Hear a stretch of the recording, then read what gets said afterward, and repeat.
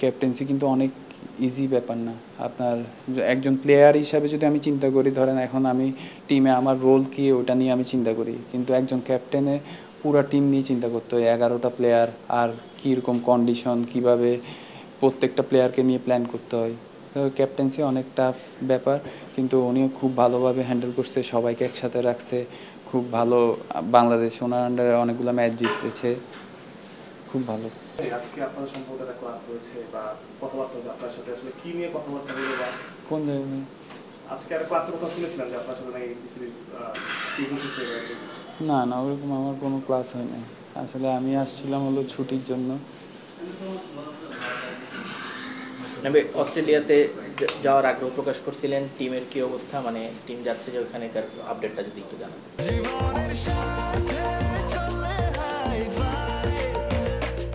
স্বাস্থ্যকর all time honeycomb, সব সময় অল টাইম হেলদি লাইফ। এখনো তো কিছু বলেনি, টিম তো এখনো দেয়নি, যদি দেয় তখন বলতে পারবো আসলে। আপনি কি ক্যাম্পে যোগ দিচ্ছেন? আপনার এখনো আমাকে জানানো হয়নি। আপনার হয়তো আমরা তো এখানে 4 ডে যারা আছি তাদের প্র্যাকটিস হচ্ছে, যদি জানাই তাহলে আমি জয়েন করব। নাইম হাসানকে আমরা সবসময় টেস্ট ক্রিকেটার নামে জানি, সবসময় টেস্ট ক্রিকেটার চিনি।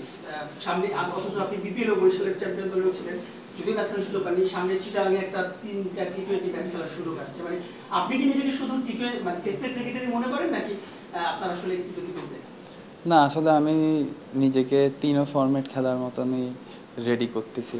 আসলে একটা ফরম্যাট যেটা বলতেছেন আপনি, একটা ফরম্যাট টেস্ট ক্রিকেটে এখন ন্যাশনাল টিমে খেলতেছি, কিন্তু দেখা গেল প্রিমিয়ার লিগ, বিপিএল এগুলোতে আলহামদুলিল্লাহ খেলি। তো আপনার আমি তো যদি শুধু এক ফরম্যাটে খেলতাম তাহলে তো শুধু ফার্স্ট ক্লাসে খেলতাম, প্রিমিয়ার বিপিএল খেলা হতো না। আমি নিজেকে চিন্তা করি 3 ফরম্যাটে খেলা হবে। লম্বা একটা সময় মানে ব্যাটিং করছেন, আপনার ব্যাটিং নিয়ে আসলে নতুন করে বলার কিছু নেই, কিন্তু ব্যাটিং নিয়ে আসলে কোনো নতুন ফ্যান্টাসি করছেন?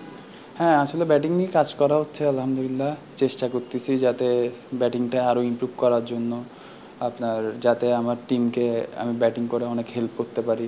আমার ইনিংসগুলো যদি আরও বড় করতে পারি তাহলে আলটিমেটলি আমার টিমের জন্যই ভালো, যেখানে খেলি টিমের জন্যই ভালো হবে।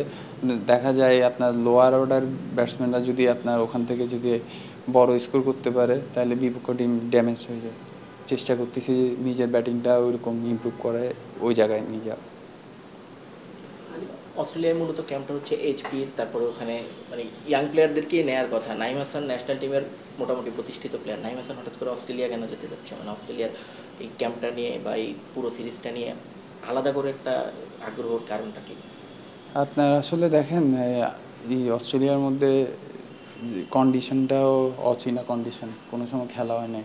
তো এখন যদি আমাকে সিলেক্ট করে তো অবশ্যই যাব। আমার তো ওখানে গেলে আমি বাইরের দেশের প্লেয়ারদের সাথে খেলবো, কন্ডিশনটা নতুন কন্ডিশন আমি জানবো কি করতে হবে ওখানে। আপনার মেইনলি দেখেন এই টিমে খেলতে যাওয়া, যখন যায় ওখানে আপনার দেখেন যারা ফিউচার ন্যাশনাল টিমে খেলে ওইরকম প্লেয়ার থাকে, ওদের সাথে খেললে বিভিন্ন রকম চ্যালেঞ্জিং আসবে, আর কন্ডিশনগুলোও চীনা পরিচিত হবে, ওটা আমাদের জন্য হেল্প হবে। এই সাইকেলে অস্ট্রেলিয়ার সঙ্গে আমাদের একটা ম্যাচ আছে, অস্ট্রেলিয়ার বাড়িতে দুটো টেস্ট আছে সামনে 26-এ। মানে ব্যাক অফ দ্য ব্যাংক মাইন্ডে ওজো আসলে কাজ করবে কিনা? আপনার দেখেন এখন তো গিয়ে খেলবো ইনশাল্লাহ, যদি তখন খেলার সুযোগ হয়, যদি আমি এই কন্ডিশনে আগের থেকে খেলে থাকি তাহলে পরে যদি খেলার সুযোগ হয় আমার জন্য ইজি হবে। নাইম ভাই, নাজমুল হাসান শান্ত ক্যাপ্টেন্সিতে আপনি খেলেছেন।